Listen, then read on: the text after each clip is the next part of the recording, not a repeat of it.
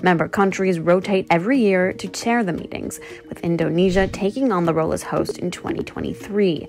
Key talking points for this year's summits include responding to the 2021 military coup in Myanmar, increasing sustainable growth, and granting the island of Timor-Leste, the only Southeast Asian country that isn't a part of the bloc, full member status.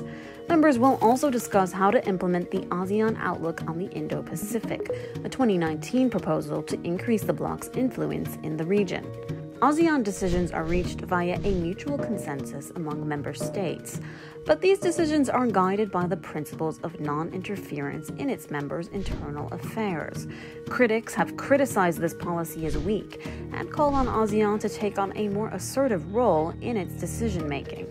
Some have criticized, for example, what they see as the bloc's slow response to the civil war in Myanmar. The country has been under military rule since a February 2021 coup, which all but eliminated hopes for democratic reforms and opened a violent new chapter for the war-torn nation. ASEAN reached an initial agreement with the military junta to end the violence in April 2021.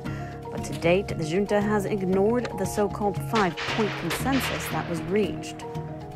Still, proponents of the bloc argue the alliance has done a lot to improve diplomatic and economic relations among member states over the last 6 decades.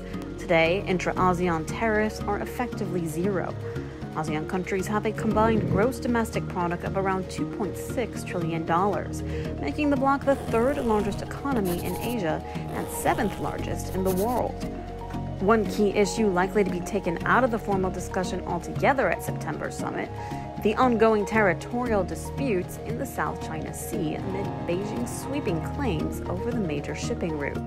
More than 20% of all global trade has passed through these waters since 2016, and more than half the world's fishing vessels operate in these resource-rich waters.